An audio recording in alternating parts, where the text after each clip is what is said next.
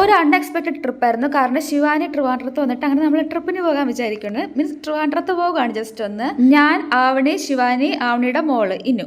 Okay, ലുലുവിൽ ബസ്സിൽ പോകാമെന്ന് plan ഇട്ടപ്പോഴത്തേക്കുമാണ് ആവണിയുടെ കസിൻ്റെ ഫ്രണ്ടും കൂടെ നമുക്ക് ഇവിടെ വന്നിട്ടുണ്ടായിരുന്നു കാറിൽ.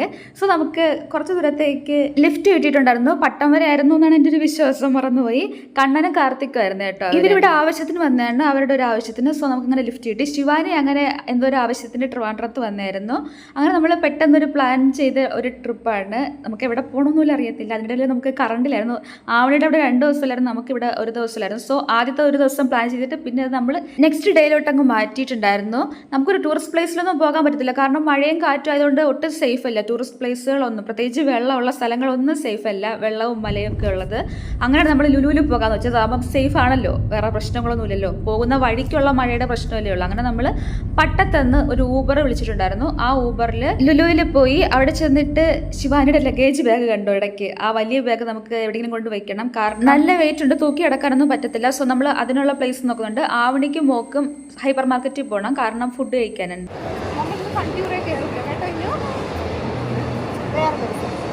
എനിക്ക് ഒരു ദിവസം കയറണം ആവണി ഫണ്ടൂര്. ശിവാനി ലോവർ ഗ്രൗണ്ടിൽ കൊണ്ടിട്ട് ലഗേജ് വെച്ചിട്ടുണ്ടായിരുന്നു. അവിടെ ആദ്യത്തെ 1 മണിക്കൂർ ഫ്രീ, പിന്നെ 5 മണിക്കൂർ 10 രൂപ, അങ്ങനെയാണ്. ഒരുപാട് പൈസയൊന്നും ഇല്ല കേട്ടോ. ദെൻ എസ്കലേറ്റർ കയറിയിട്ട് പോകുന്നത് വേറെ ഒന്നിലും അല്ല, സെക്കൻഡ് ഫ്ലോറിൽ പോയിട്ട് കറങ്ങി നടക്കാമെന്ന് വെച്ചിട്ടാണ്. ഫസ്റ്റ് നമ്മൾ ലുലു ഫാഷനിൽ പോയിട്ടുണ്ടായിരുന്നു. അവിടെ ശിവാനിക്ക് സ്ലിംഗ് ബാഗ് നോക്കണം, ആവണിക്ക് ടോട്ട് ബാഗ് നോക്കണം, എനിക്ക് വാളറ്റ് നോക്കണം, വാങ്ങിക്കാനല്ല നോക്കണം. പിന്നെ നമ്മൾ അതിൻ്റെ പ്രൈസൊക്കെ നോക്കുന്നുണ്ടായിരുന്നു. ആവണി ഒരു ലാവിയുടെ ബാഗൊക്കെ വെച്ചിട്ട് പറയുന്നുണ്ടായിരുന്നു അവർക്കത് ഇഷ്ടമായിരുന്നു. പക്ഷേ ലാവിയുടെ ബാഗിനൊരു പ്രശ്നമുണ്ട്. അതിൻ്റെ ഈ സ്ലിംഗ് ഇല്ലേ, അവിടെ നിന്നുള്ള പാർട്ട് ഇങ്ങനെ ഇളകി പീൽ ചെയ്ത് വരും. ആ സാധനത്തിൽ നിന്നുള്ള കളർ നമ്മുടെ ഡ്രസ്സിലോട്ട് പിടിക്കും. സോ എനിക്ക് ലാവിയുടെ ബാഗ് ക്വാളിറ്റി വൈസിൽ ബാഗ് കൊള്ളാം, അതിൻ്റെ ആ സ്ലിംഗ് എനിക്ക് ഇഷ്ടമായിട്ടില്ല.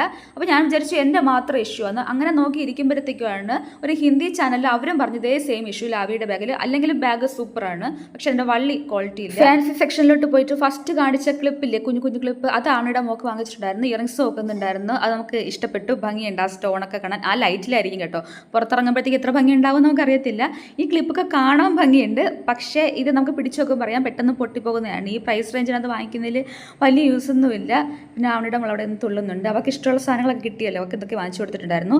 ഈ ഇയറിങ്സ് കാണാനൊക്കെ ഭംഗിയുണ്ട്, പ്രൈസ് ഭയങ്കര അഫോർഡബിൾ ഒന്നും അല്ല. പിന്നെ നമ്മൾ സ്ഥിരം ഇടുന്നതിന് വേണ്ടി ലാസ്റ്റ് അങ്ങനെ ഒന്നും അറിയത്തില്ല, പിന്നെ ഇതുപോലത്തെ സ്ഥിരം ഇടത്തില്ലല്ലോ. ശിവാനിക്ക് പോയിന്റ് ഹീൽസ് നോക്കണമായിരുന്നു. അവൾ ട്രൈ ചെയ്തിട്ടുണ്ട്, ഞാനിതുവരെ ട്രൈ ചെയ്തിട്ടില്ല. ഞാൻ ചോദിച്ചു നല്ല സുഖമാണോ, കാലിന് എങ്ങനെയാണ്? അപ്പോൾ പറഞ്ഞു ഒട്ടും സുഖമില്ല. സെലിബ്രിറ്റീസും മോഡൽസും ഒക്കെ പോയിന്റ് ഹീൽസ് ഇട്ട് നടക്കുമ്പോൾ ഞാൻ വിചാരിക്കും കുഴപ്പമൊന്നുമില്ല കാലിനൊന്ന്. പക്ഷേ ഉണ്ടല്ലോ എങ്ങനെയാണെന്ന് എനിക്കറിയത്തില്ല, എനിക്ക് ഒട്ടും പറ്റത്തില്ല അത്.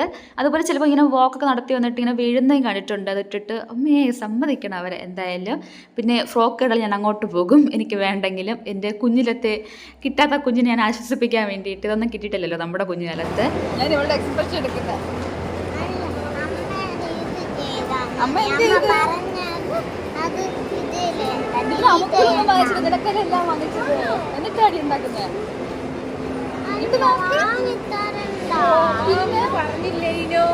മിനുസോയിൽ പോകാണ് എന്നെ അടി ഉണ്ടാക്കുന്നത്. കാരണം അവിടെ ചെന്നിട്ട് കാണാനെന്ന് പറഞ്ഞാൽ എന്തെങ്കിലുമൊക്കെ കിട്ടുമല്ലോ. അതിനുശേഷം നമ്മൾ സ്റ്റുഡിയോയിൽ പോകുന്നുണ്ട്. അല്ലേ, പക്ഷെ എനിക്ക് മനസ്സിലായി ഈ സാധനം അവർ ലൂസ് മനഃപൂർവ്വം അങ്ങനെ ആക്കി വെച്ചേക്കില്ല. കാരണം ബാക്കി ചീത്താവായതുകൊണ്ട് ഇത് ലൂസായിട്ടെങ്കിൽ അത് വേറെ വാങ്ങിക്കട്ടെ എന്ന്. എനിക്ക് 299 എടുക്കണമെന്നുണ്ട്.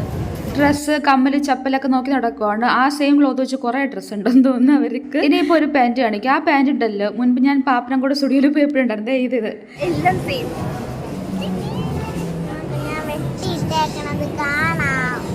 എൻ്റെ കുറ്റമല്ലല്ലോ. ശിവാനിട്ട് നോക്കി ആ ചപ്പലില്ല, നല്ലപോലെ തിളക്കമൊക്കെ ഉണ്ട് കേട്ടോ. അവിടുത്തെ ലൈറ്റിങ്ങിൻ്റെ കൊണ്ടാണോ എന്ന് അറിയത്തില്ല, നല്ല രസമുണ്ടായിരുന്നു അത് കാണാനായിട്ട്. പിന്നെ ഒരു സെൽഫി എടുക്കാമെന്ന് വെച്ചു, മിറർ സെൽഫി. ഇന്നു കണ്ണടച്ചിരിക്കുവാണ്. ഈ കളർ ഡ്രസ്സ് എനിക്ക് കിട്ടണമെന്ന് നല്ല ആഗ്രഹമുണ്ട്. ഇത് ഞാൻ വാങ്ങിച്ചില്ല. എനിക്ക് ഈ ലെമൺ എല്ലോ ഒരു ഡ്രസ്സ് എനിക്കൊന്ന് വേണമെന്നുണ്ട്. ഇത് lip scrub, lip balm, lipstick 3 ഉണ്ട്. ലിപ്പിനുള്ള ഫുള്ളുണ്ട്. വൈലറ്റ് കളറൊക്കെ ഇട്ട് അത് lip gloss, lip oil, gloss പോലെ തന്നെ കിടക്കും. 149 ലാഭം അത് അല്ലേ. അപ്പോഴേക്കും ആവണി മോളും ബില്ലടിച്ച് പുറത്തിറങ്ങിയിട്ടുണ്ടായിരുന്നു. നമ്മളിങ്ങനെ മിനിസോയിലോട്ട് പോയി. എൻ്റെ സ്ഥിരം തവളം എപ്പോഴും വരും.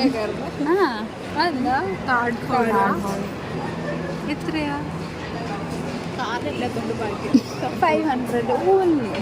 ആ കാർഡിൽ പോലും അത്ര പൈസ. Cute key chain.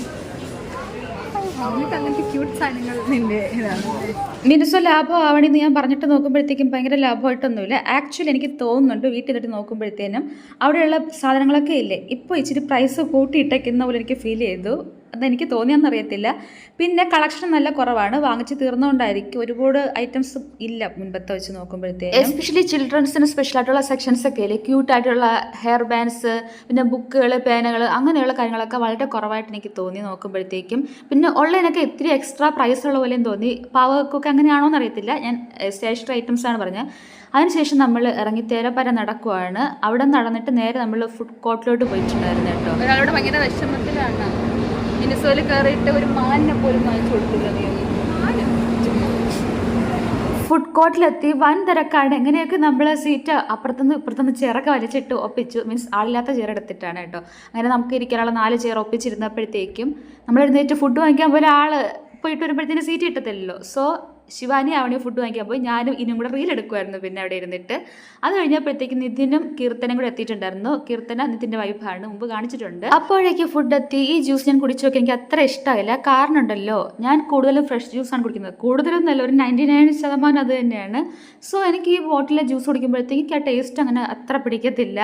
പിന്നെ ഞാൻ പെപ്സി കുടിച്ചു. പെപ്സിയിലും ഷുഗറും കാര്യങ്ങളൊക്കെ ആണെങ്കിൽ എനിക്ക് അതിൻ്റെ ആ ഫ്ലേവറും കാര്യം പിന്നെ സഹിക്കാൻ പറ്റും. പക്ഷേ ഈ ഫ്രൂട്ട് ജ്യൂസ് ഇല്ലേ, അതിലെനിക്ക് ഒട്ടും പറ്റത്തില്ല. പിന്നെ ഏതൊക്കെ 2 പിസ്സ വാങ്ങിച്ചിട്ടുണ്ടായിരുന്നു, ചിക്കൻ നഗറ്റ്സ് ഒന്ന് പിന്നെ ഇരുന്നത്, അതൊക്കെ നമ്മൾ കഴിക്കുന്നുണ്ടായിരുന്നു. കീർത്തന ക്യാമറ കണ്ടപ്പോഴത്തേക്ക് സ്റ്റക്കായി. ക്യാമറയുടെ മുമ്പിൽ ഫുഡ് കഴിക്കുക എല്ലാവർക്കും ഒരു മടിയാണ്, പലർക്കും. എനിക്കിതൊക്കെ പണ്ടുണ്ടായിരുന്നു, പിന്നെ എടുത്തെടുത്തങ്ങ് ശീലമായതാണ് കേട്ടോ. അല്ലാണ്ട് ഒറ്റ ദിവസം കൊണ്ട് ശരിയായിരുന്നില്ല. എൻ്റെ പണ്ടത്തെ ബ്ലോഗ് ഞാൻ ഇടയ്ക്ക് കാണുന്നുണ്ടായിരുന്നു. എനിക്ക് അയ്യേന്ന് തോന്നിപ്പോയി, അത്ര ക്രിഞ്ചായിട്ട് ഫീൽ ചെയ്യുന്നുണ്ടായിരുന്നു. ചിലപ്പോൾ ക്രിഞ്ച് തോന്നി ഞാൻ അതിനൊക്കെ എടുത്ത് പ്രൈവറ്റ് ആക്കുക. അത്രയ്ക്ക് എനിക്ക് പഴയ വ്ളോഗ് കാണുമ്പോൾ അയ്യേന്നൊരു ഫീലിംഗ് ഉണ്ട്. എസ്പെഷ്യലി ഭയങ്കരമായിട്ട് ഓപ്പണായിട്ട് അങ്ങ് വാ തുറന്ന് സംസാരിക്കുന്നുണ്ടല്ലോ, അതെനിക്ക് എന്താ പോലെ തോന്നും. പിന്നെ നമ്മൾ ശംഖുമുഖത്ത് പോകുമ്പോൾ എൻ്റെ വിചാരം ഞാൻ കടലിലൊക്കെ ഇറങ്ങി കാല് നനയ്ക്കുന്നൊക്കെ ആയിരുന്നു. കാരണം നിതിൻ പറഞ്ഞു 2 ദിവസം മുമ്പൊക്കെ പോയപ്പോഴത്തേക്ക് തീരമൊക്കെ ഉണ്ടായിരുന്നു. പക്ഷേ അവിടെ ചെന്നപ്പോഴത്തേക്കും 2-3 പ്ലേസിൽ കൂടെ നമ്മൾ കയറാൻ നോക്കിയതായിരുന്നു. പക്ഷേ അവിടെയൊക്കെ ക്ലോസ് ആയിരിക്കുന്നു, വൈകുന്നേരത്തെ തുറക്കത്തുള്ളൂ. പിന്നെ നമ്മൾ മെയിൻ പ്ലേസിൽ കൂടെ പോയി കടലിൻ്റെ അവിടെ പോയപ്പോഴത്തേക്ക് ഇറങ്ങാൻ പറ്റത്തില്ലടോ, ഫുൾ കടൽ കയറി കിടക്കുന്നു. ഐ എം സാഡ്, ബിക്കോസ് എനിക്ക് ഇഷ്ടമുള്ളൊരു ബീച്ചായിരുന്നു ശംഖുമുഖം ബീച്ച്. ആ തീരം സ്റ്റാർട്ട് ചെയ്യുന്നില്ല, അവിടെ വരെ തീരം ഉണ്ടായിരുന്നു എന്നാണ് നിതിൻ പറഞ്ഞത്. കാരണം 2 ദിവസം മുമ്പ് അവർ വന്നിട്ടുണ്ടായിരുന്നു. ഞാൻ ചെറുതിലെ മീൻസ് 10ലും +2ലും വന്നിട്ടുണ്ട്. അന്ന് ഒത്തിരി കളിച്ചിട്ടുണ്ട് ഈ കടലിൽ. സോ എനിക്കിത് ഭയങ്കര ഇഷ്ടമുള്ളൊരു ബീച്ചാണ്. സോ ഞാൻ ഇപ്പോഴത്തെ അവസാനമായിട്ട് ഒരുപാട് ഡിസപ്പോയിൻറ്റഡ് ആയിപ്പോയി, കുറച്ച് സാഡായിട്ട് അവിടെ നിൽപ്പുണ്ടായിരുന്നു.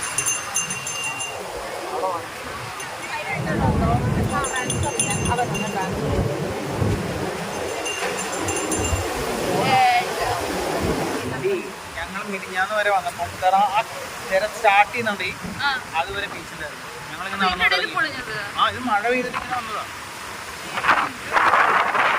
വേറെ ഓപ്ഷനൊന്നും ഇല്ലാത്തതുകൊണ്ട്, മഴ വരുന്ന ലക്ഷണമുള്ളതുകൊണ്ട് നമ്മൾ അടുത്തുള്ള ഒരു ബീച്ച് വ്യൂ ഒക്കെ കാണുന്ന കഫേയിൽ പോയിട്ടിരുന്ന് ചായ ഒക്കെ കുടിച്ചിട്ടുണ്ടായിരുന്നു.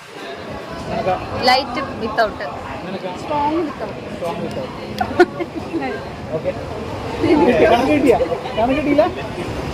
ഇങ്ങനെ ബൗൺസി ആയിട്ട് നടക്കുന്നുണ്ടോ, കാറ്റടിച്ചിട്ട്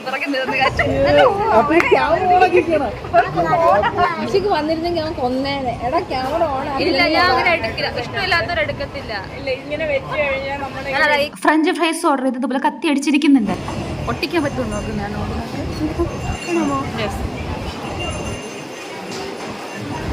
ഒട്ടിച്ചോ?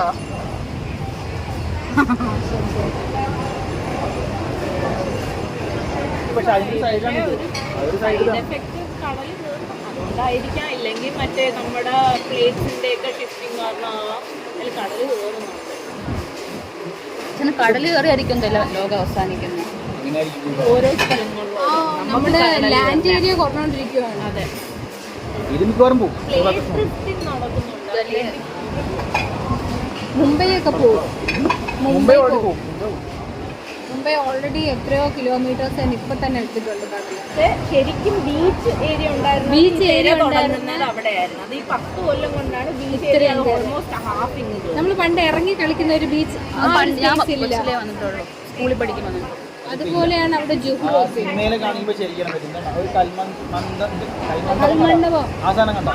എല്ലാ സിനിമയിലുണ്ട്, പഴയ എല്ലാ സിനിമയിലുണ്ട്. അതിന്റെ എത്രയോ ബീച്ചിന്റെ ചായ എത്തിയപ്പോഴത്തേക്ക് പിന്നെ ചൂട് ചായ കുടിച്ചിട്ടായിരുന്നു കത്തി അടിക്കല് ഫുള്ള്. ചായയുടെ അളവ് കൂടുന്നതാണ് മഴവെള്ളം വീണ്. മഴ വന്നിട്ട് അങ്ങ് പോയി. മഴയൊക്കെ തുറന്ന ശേഷം നമ്മൾ പതുക്കെ അവിടെ നിന്ന് ഇറങ്ങിയിട്ടുണ്ടായിരുന്നു. വീട്ടിൽ എത്തണമല്ലോ എന്തായാലും.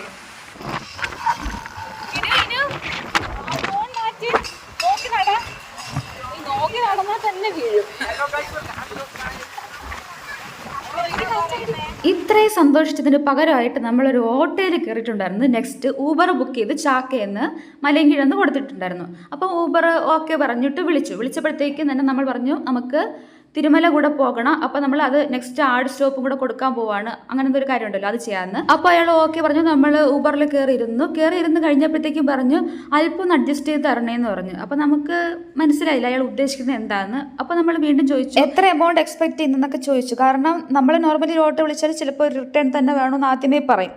അപ്പോൾ ഇതൊന്നും നമുക്കറിയില്ല, നമ്മൾ ഊബറിൽ കാണിച്ച വിലയ്ക്ക് നമ്മൾ കയറിയതാണ്. അപ്പോൾ അയാൾ എമൗണ്ട് പറയാണ്ട് നിങ്ങൾ അഡ്ജസ്റ്റ് ചെയ്ത് തരുമെന്നൊക്കെ പറഞ്ഞിട്ട് ഇങ്ങനെ വീണ്ടും പറയുന്നല്ലാണ്ട് കൃത്യം പറയുന്നില്ല.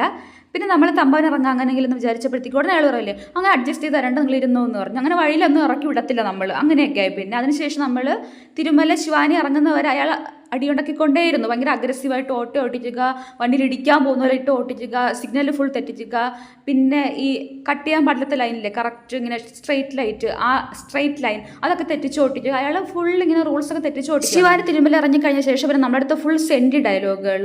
നമുക്ക് നഷ്ടമാണ്, ഊബർ കസ്റ്റമേഴ്സിന് സർവീസ് ആയിരിക്കുന്നതുകൊണ്ട് അവർക്ക് ലാഭത്തിന് കൊടുക്കും, നമുക്ക് ഈ ഓട്ടത്തിൽ നിന്നൊന്നും കിട്ടത്തില്ല, ഓട്ടത്തിൽ നിന്ന് അങ്ങനെ ഇങ്ങനെയെന്നൊക്കെ പറഞ്ഞിട്ട്. പിന്നെ അയാൾ എന്തിനാ ഇൻട്രോൾ ചെയ്തേക്കുന്നത്, അത് കട്ട് ചെയ്തിട്ട് അയാൾക്ക് നോർമൽ ഓട്ടിച്ചാൽ പോരെ, അയാൾക്ക് അതാണ് ലാഭം എന്നുണ്ടെങ്കിൽ അയാൾക്ക് ഇതിൽ കയറി ഇരിക്കാൻ വേണം. പിന്നെ നമ്മളെ ഫുൾ കുറ്റം പറഞ്ഞ് മനസ്സമാധാനം ഇല്ലാണ്ട് അയാളെ എത്തിച്ചത് ഇങ്ങ് വരാം. അങ്ങനെ കയറിയ മുതൽ ഇങ്ങനെ ഏറ്റവും എത്തിക്കും വരെ അയാൾ നമ്മളെ ടോർച്ചർ ചെയ്തുകൊണ്ടേയിരുന്നു.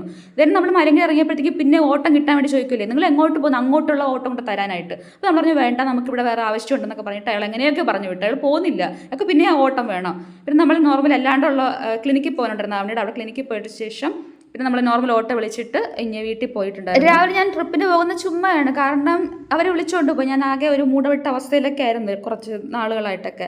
പക്ഷേ അങ്ങ് എത്തിയിട്ട് എല്ലാവരും കണ്ട് കാര്യം പറഞ്ഞ് നല്ല ഹാപ്പി ആയിട്ട് തിരിച്ചു വന്നു. അപ്പം ഈ ഊബർ ഓട്ടോക്കാരൻ കാരണം വീണ്ടും നമ്മൾ ഭയങ്കര ഡൗൺ ആയിട്ട് തിരിച്ചു വന്നു. കാരണം അത്രയാൾ നമ്മളെ ടോർച്ചർ ചെയ്തു, ഇമോഷണലി മെൻ്റലി പല രീതിയിൽ. എന്തായാലും മഴയ്ക്ക് മുമ്പേ വീട്ടിലെത്തി. അപ്പോൾ വ്ളോഗ് ഇവിടെ അവസാനിച്ചു. ടാറ്റാ.